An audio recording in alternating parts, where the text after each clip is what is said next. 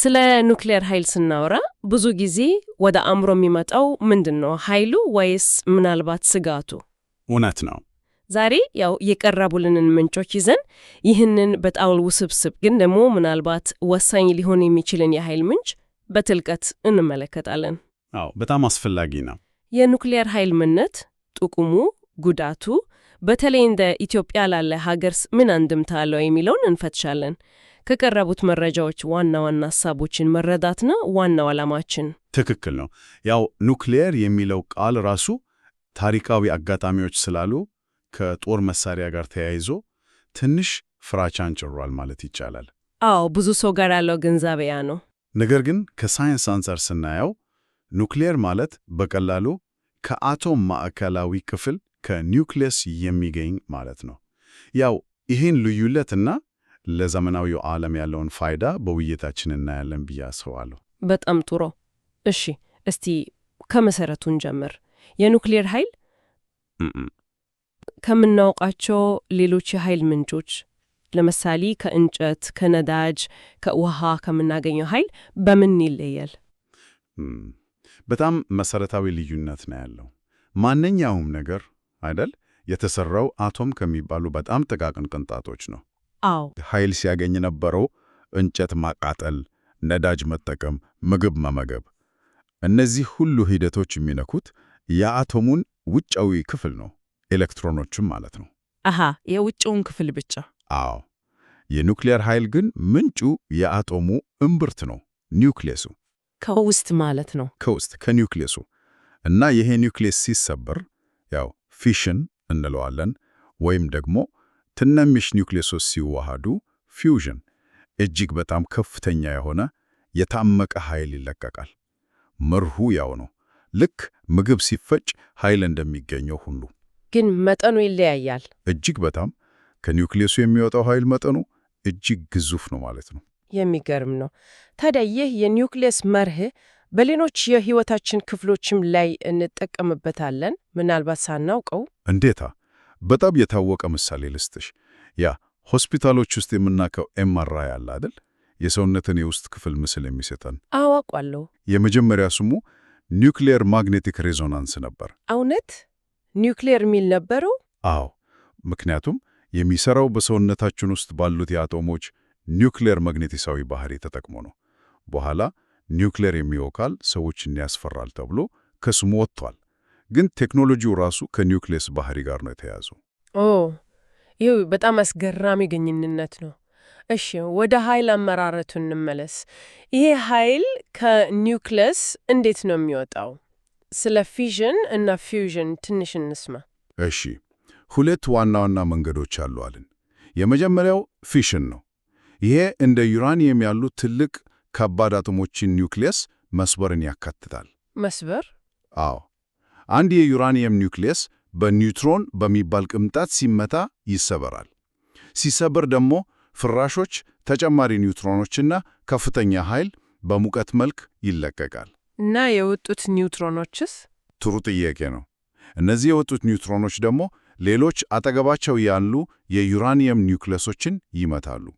እነሱም ይሰበራሉ። ተጨማሪ ኒውትሮንና ኃይል ይለቀቃል። ልክ እንደ ሰንሰለት ማለት ነው፣ አንዱ ሌላውን እየቀሰቀሰ። በትክክል ሰንሰለታማ ምላሽ ይባላል። ልክ ነው። በአንድ ክብሪት እንደ ተለኮሰ ሰደድ እሳት በአንድ ኒውትሮን ይጀምርና በፍጥነት ይባዛል። እና ይሄ ሙቀቱ? ይህ ሂደት ሲፈጠር እጅግ በጣም ከፍተኛ ሙቀት ይወጣል። የኒውክሌር ኃይል ማመንጫዎች የሚሰሩት ይህንን ሂደት ተቆጣጥረውት ነው። የሚወጣውን ከፍተኛ ሙቀት ውሃ ለማፍላት ይጠቀሙበታል። ልክ እንደ ሌሎቹ የሙቀት ኃይል ማመንጫዎች ማለት ነው። ከዛ በኋላ ያለው ሂደት ተመሳሳይ ነው። የፈላው ውሃ እንፋሎት ይሆናል። እንፋሎቱ ተርባይን ያሽከረክራል። ተርባይኑ ጄኔሬተር ያንቀሳቅሳል። ኤሌክትሪክ ይፈጠራል። የሰው ልጅ አሁን የፊሽንን ሂደት መቆጣጠር ችሏል። ሁለተኛው መንገድስ? ፊውዥን ያልከው? ግፊት አንድ ላይ ማዋሃድ፣ መጨፍለቅ ማለት ነው። እንደ ፀሐይ ማለት ነው። በትክክል። ፀሐያችን ኃይል የምታመነጨው በፊውዥን ነው። ፊውዥን ከፊሽን እጅግ የላቀ ኃይል የማምጨት አቅም አለው። ጥቅሙስ? ትልቅ ጥቅም አለው። ነዳጁ ለምሳሌ የሃይድሮጂን አይነቶች በባህሩ ውስጥም በገፍ ይገኛል። የሚፈጠረው የራዲዮ አክቲቭ ዝቃጭም በጣም አነስተኛ ነው ወይም የለም። ታዲያ ለምን በብዛት አንጠቀምበትም ከፊሽን የተሻለ ከሆነ? ምክንያቱም ያው ሂደቱን መቆጣጠር እጅግ በጣም ከባድ ነው። ፀሐይ ላይ ያለውን አይነት በሚሊዮን የሚቆጠር ዲግሪ ሴንቲግሬድ ሙቀትና ከፍተኛ ግፊት መሬት ላይ መፍጠርና መቆጣጠር ትልቅ የቴክኖሎጂ ፈተና ነው። ገባኝ። ለዚህ ነው እስካሁን ለኃይል ማመንጫነት ያልዋለው። ለቦምብ ግን ለአጥፊው ሃይድሮጅን ቦምብ ሥራ ላይ ውሏል። ወይኔ! አዎ፣ ግን የፊውዥን ምርምር በዓለም ላይ ከፍተኛ ትኩረትና በጀት ከተሰጣቸው ዘርፎች አንዱ ነው። ያው ይህን መቆጣጠር የቻለ ሀገር የዓለምን የኃይል ችግር ሊፈታ ይችላል ተብሎ ስለሚታመን። እሺ፣ አሁን ወደ ወሳኙ ንጽጽር ምጣ። ኑክሌር ከሌሎቹ ታዋቂ የኃይል ምንጮች ጋር ከድንጋይ ከሰል፣ ከነዳጅ፣ ከውሃ፣ ከንፋስ፣ ከፀሐይ ጋር ስናወዳድረው ምን ይመስላል? በተለያዩ መመዘኛዎች ብናየው፣ ለምሳሌ በትንሽ ነገር ውስጥ ምን ያህል ኃይል ታምቋል በሚለው ብንጀምር በጣም ጥሩ መነሻ ነው። ይሄ የኃይል ፍጋት ኤነርጂ ዴንሲቲ ይባላል። ምንጮቻችን ላይ ባየነው መረጃ መሰረት 1 ኪሎ ግራም የተፈጥሮ ዩራኒየም አስቡ፣ 1 ኪሎ ግራም ብቻውን 2200 ሜጋዋት ሰዓት ኤሌክትሪክ ማመንጨት ይችላል። 2200? አዎ፣ ይህን ከ1 ኪሎ ግራም የድንጋይ ከሰል ከሚገኘው እሱ 0.0023 ሜጋዋት ሰዓት ብቻ ነው። ወይም ከነዳጅ ዘይት 0.004 ሜጋዋት ሰዓት ጋር ስናነጻጽረው ልዩነቱ እጅግ በጣም ትልቅ ነው። በመቶ ሺዎች እጥፍ ይበልጣል። ማለትም የኑክሌር ኃይል እፍጋት እጅግ በጣም ከፍተኛ ነው። በመቶ ሺዎች እጥፍ! ይህ ማለት በጣም ትንሽ ነዳጅ በጣም ትንሽ ለረጅም ጊዜ ወይም በጣም ከፍተኛ ኃይል ይሰጣል ማለት ነው። በትክክል ለረጅም ጊዜና ከፍተኛ ኃይል። ግን ስለ አካባቢ ተጽዕኖስ፣ በተለይ የካርቦን ልቀት ካርቦን ኤሚሽንስ፣ ይህ አሁን ትልቅ ስጋት ነው አደለ? የአየር ንብረት ለውጥ በጣም ወሳኝ ነጥብ ነው። እዚህ ላይ ነው ኑክሌር በጣም የሚያስገርመውና አጓጊ የሚሆነው። 1 ኪሎዋት ሰዓት ኤሌክትሪክ ለማመንጨት የድንጋይ ከሰል እንደ አይነቱ ቢለየም እስከ 1700 ግራም ካርቦን ዳይኦክሳይድ ሊለቅ ይችላል። ዋው! ነዳጅና የተፈጥሮ ጋዝም በመቶዎች የሚቆጠር ግራም ይለቃሉ። ታዳሽ የሚባሉትን ንፋስና ፀሐይ፣ ፓኔሉና ተርባይኑን ለማምረትና ለመትከል የሚወጣውን ልቀት ጨምሮ ስናሰለው በአማካይ 11 ግራም ገደማ ይለቃሉ። እሺ፣ የውሃ ኃይል 4 ግራም ገደማ። ኑክሌር ደግሞ ከ4 እስከ 7 ግራም ብቻ ነው የሚለቀው። ከውሃ ኃይል ጋር ተመጣጣኝ ማለት ነው። አዎ፣ ከካርቦን ልቀት አንጻር ሲታይ ኑክሌር ከውሃ ከንፋስና ከፀሐይ ጋር የሚነጻጸር ንጹሕ ወይም አረንጓዴ ኃይል ነው ማለት እንችላለን። እሺ፣ ያው ብዙ ሰው ከሚገምተው በጣም የተለየ ነው። በጣም አስገራሚ ነው። ሌላ መመዘኛስ? ሌላው በጣም አስፈላጊ መመዘኛ የአቅም ተጠቃሚነት ምጣኔ ካፓሲቲ ፋክተር የሚባለው ነው። ይህ ምንድን ነው?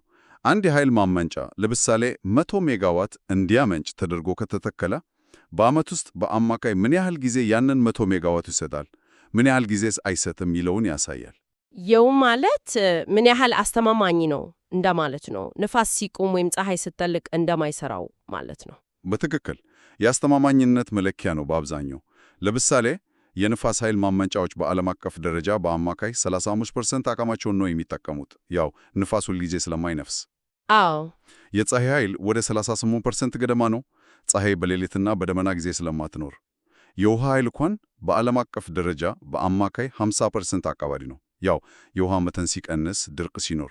እሺ፣ ኑክሌርስ? የኑክሌር ኃይል ማመንጫ ግን ነዳጅ እስከቀረበለትና ለጥገና ካልቆመ በስተቀር በዓመት ውስጥ በአማካይ 92% የሚሆነውን ጊዜ ሙሉ አቅሙን መጠቀም ይችላል። 92%? ይሄ እጅግ በጣም ከፍተኛ አስተማማኝነት ነው። በተለይ ለኢንዱስትሪ ቀጣይነት ላለው ምርት ወሳኝ ነው። በጣም ግን ስለ ደህንነት ስቴትመንት ስናነሳ ያው ስጋቶች አሉ። የቸርኖቢል አደጋ፣ ፉኩሺማ፣ እነዚህ ነገሮች አይረሱም። መድረሳቸውም እውነት ነው። በ80 ዓመታት የኑክሌር ኃይል ታሪክ 3 ትልልቅ አደጋዎች ተመዝግበዋል። ቸርኖቢል በሰው ስህተት እና በዲዛይን ችግር፣ ፉኩሺማ ባልተጠበቀ እጅግ ከባድ የተፈጥሮ አደጋ ሱናሚ ምክንያት የደረሱ ናቸው። አዎ። ነገር ግን ይህንን በአጠቃላይ ስታቲስቲክስ ስንመለከተው የሚገርም ነገር እናገኛለን። ምንጮቻችን እንደሚያሳዩት 1 ቴራዋት ሰዓት ኤሌክትሪክ ለማመንጨት። ይህ እጅግ ግዙፍ የኃይል መጠን ነው። በዚህ ሂደት ውስጥ በአማካይ የሚሞተውን ሰው ብዛት ብናይ፣ እሺ፣ በከሰል 24 ሰዎች፣ በነዳጅ 18 ሰዎች፣ በውሃ ኃይል ግድብ መስበርን ጨምሮ 1.3 ሰው፣ በነፋስና በፀሐይም አሉ፣ ግን በጣም ትንሽ ናቸው። በኑክሌር ግን 0.07 ሰው ብቻ ነው በአማካይ የሚሞተው። እንዴ 0.07? ይሄ ማለት ከሁሉም ያነሰው ነው ማለት ነው? አዎ፣ ምንም እንኳን አንድ አደጋ ሲደርስ ብዙ ትኩረት ቢስብ፣ በስታቲስቲክስ ሲለካ የኑክሌር ኢንዱስትሪ ከሌሎቹ የኃይል ማመንጫ ዘርፎች ሁሉ የበለጠ ደህንነቱ የተጠበቀ ነው። የቁጥጥር ደንቦቹ እጅግ በጣም ጥብቅ ስለሆኑ ነው። የሚገርም ነው። ሌላስ ንጽጽር አለ? አዎ፣ የመሬት አጠቃቀም ላንድ ዩዝ ላይ ትልቅ ልዩነት አለ።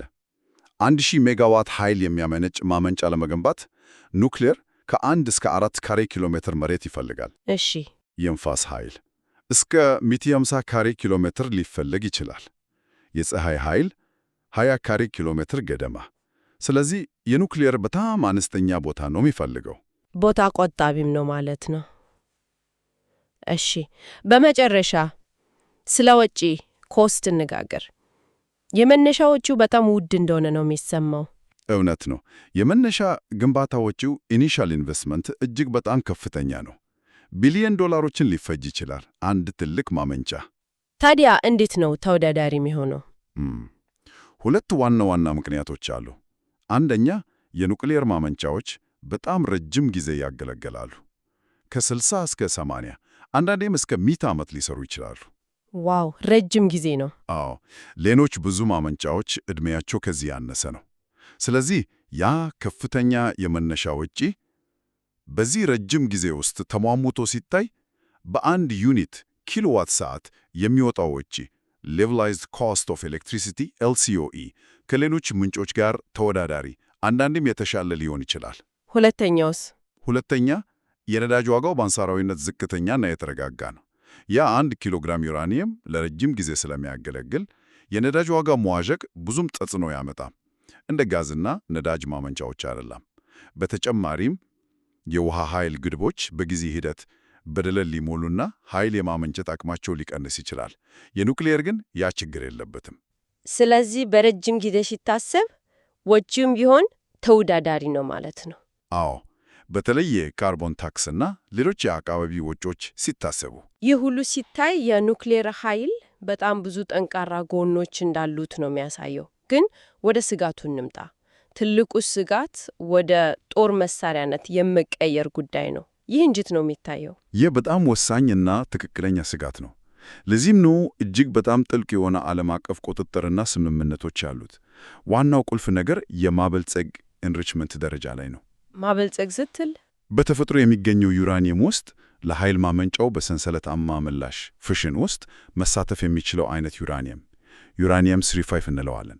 ድርሻው 0.7% ብቻ ነው። በጣም ትንሽ። እሺ፣ ለኃይል ማመንጫ ለሪያክተር ለመጠቀም ይህንን የዩራኒየም 35 ድርሻ ወደ 3% እስከ 5% ከፍ ማድረግ ያስፈልጋል። ይህ ማበልጸግ ይባላል። ለጦር መሳሪያስ? ለጦር መሳሪያ ግን ይህ ማበልጸግ ደረጃ ከ80-90% በላይ መሆን አለበት። እጅግ በጣም ከፍተኛ ደረጃ ማለት ነው። ልዩነቱ በጣም ትልቅ ነው። በጣም ትልቅ እና ይህን ከፍተኛ ደረጃ የማበልጸግ ቴክኖሎጂ በጣም የተወሳሰበ፣ በጣም ውድ እና በዓለም አቀፍ ደረጃ ጥብቅ ቁጥጥር የሚደረግበት ነው። ሁሉም ሀገር እንዲኖረው አይፈቀድም። ያንን የሚቆጣጠረው ማን ነው? ያው የኒውክሌር ጦር መሳሪያ አለመስፋፋት ስምምነት ኖን ፕሮሊፌሬሽን ትሪቲ NPT የሚባል አለ። አብዛኞቹ የዓለም አገራት ፈርመውታል። ይህ ስምምነት ቴክኖሎጂው ለሰላማዊ የኃይል አገልግሎት እንዲውል ያበረታታል፣ ግን ወደ ጦር መሳሪያነት እንዳይቀየር ይቆጣጠራል። አፈጻጸሙስ ማን ነው የሚከታተለው? ዋነኛው ተቆጣጣሪ አካል ዓለም አቀፉ የአቶሚክ ኃይል ኤጀንሲ ኢንተርናሽናል አቶሚክ ኤነርጂ ኤጀንሲ IAEA ነው። የተባበሩት መንግስታት አካል IAEA? IAEA ዋና ስራው የኑክሌር ቴክኖሎጂና ቁሶች ለሰላማዊ ጥቅም ብቻ መዋላትን ማረጋገጥ ነው። ሀገራት የኑክሌር መርሃ ግብር ሲጀምሩ IAEA ሁኔታውን በቅርበት ይከታተላል። 19 መሰረታዊ የመሰረተ ልማት ጉዳዮች መሟላታቸውን ያረጋግጣል። 19 ጉዳዮች እንደምንድን? ብዙ ናቸው። ከመንግስት ጠንካራ ቁርጠኝናና የፖለቲካ ድጋፍ መኖር፣ ግልጽ የሕግና የቁጥጥር ማዕቀፍ ራሱን የቻለ ተቆጣጣሪ አካል ማቋቋም፣ በቂ የሰለጠነ የሰው ኃይል ማፍራት፣ ጠንካራ የደህንነት ባህል መገንባት፣ የራዲዮ አክቲቭ ዝቃጭን በአግባቡ ስለማስወገድ ዕቅድ ማውጣት፣ እነዚህ ሁሉ መሟላት አለባቸው። ይሄ በጣም ሰፊ ዝግጅት ይጠይቃል ማለት ነው። በጣም ኢትዮጵያም ይሄንን ሂደት ለመጀመር የኑክሌር ኃይል ልማት ኮሚሽን አቋቋማ ከአይኤኤ ጋር በመነጋገር ላይ መሆኗን ነው ምንጮቻችን የሚጠቆሙት። እሽ፣ በጣም ጥሩ ማብራሪያ ነው። ይህ ሁሉ መረጃ እንግዲህ በተለይ ለኢትዮጵያ ምን ትርጉም አለው? የኑክሌር ኃይል ለሀገራችን ምን አይነት ፋይዳ ሊኖረው ይችላል? ምንጮቻችን በርካታ ቁልፍ ነጥቦችን ያነሷሉ። አንደኛው እና ዋነኛው የኃይል ዋስትና ኤነርጂ ሴኩሪቲ ነው። የኃይል ዋስትና? አዎ ኢትዮጵያ ከጽናት 100% በላይ የምትተማመነው በውሃ ኃይል ላይ ነው። ይሄ በራሱ በጣም ጥሩና አረንጓዴ ቢሆኑም ድርቅ ሲከሰት ወይም የውሃ ሞትን ሲቀነስ ለኃይል እጥረት ተጋላጭ ያደርገናል። እውነት ነው፣ ያንን አይተናል። ኑክሌር ግን ዓመቱን ሙሉ ለ24 ሰዓት አስተማማኝ የሆነ የመነሻ ኃይል ቤዝ ሎድ ፓወር ይሰጣል። ይህ የውሃ ኃይል ላይ ያለንን ሙሉ ጥገኝነት ይቀንሳል። ሌላስ ጥቅም? ሁለተኛ፣ ከአረንጓዴ ልማት ፖሊሲያችን ጋር ይጣጣማል። ቅድም እንዳልነው የካርቦን ልቀቱም በጣም ዝቅተኛ ስለሆነ። ሶስተኛ፣ ለኢንዱስትሪ እድገት ወሳኝ ነው። የተረጋጋና ያልተቆራረጠ ኃይል ከሌለ እንደ ኤሌክትሮኒክስ ማምረት ያለው ረቂቅ ኢንዱስትሪዎች ሊያድጉ አይችሉም። አዎ፣ የኃይል መቆራረጥ ትልቅ ችግር ነው። በትክክል። በተጨማሪም የኑክሌር ቴክኖሎጂ መኖር በራሱ ከፍተኛ የሰለጠነ የሰው ኃይል እንዲፈጠር ያደርጋል። በፊዚክስ፣ በኬሚስትሪ፣ በምህንድስና፣ በቁጥጥር ብዙ አዲስ የሥራ ዘርፎች ይፈጠራሉ። በሌሎች ዘርፎች ስለ ያለው አንድምታ ለምሳሌ በጤና? በጣም ጥሩ ነጥብ ነው። አዎ በጤናው ዘርፍ ላይ ትልቅ አስተዋጽኦ ሊያደርግ ይችላል። ለካንሰር ምርመራና ሕክምና የሚያገለግሉ ራዲዮአክቲቭ አይዞቶፖች አሉ። አሁን እነዚህ ከውጭ ነው የሚገቡት። በመጓጓዣ ጊዜ ሊዘጉ ይችላሉ፣ ወይም ደግሞ ኃይላቸው ሊቀንስ ዲኬ ይችላል። ሀገር ውስጥ ምርመራ ሪሰርች ሪያክተር ካለ እነዚህን አይዞቶፖች እዚሁ ማምረት ይቻላል። ይህ የሕክምናውን ጥራት በእጅጉ ያሻሽላል። ይህ በጣም ትልቅ ጥቅም ነው። በአጠቃላይ ሲታይ ኑክሌር ቴክኖሎጂ ሀገር በቴክኖሎጂና በሳይንስ ራሷን እንድትችል ሳይንቲፊክ ሶቨሬኒቲ ትልቅ እርምጃ ነው።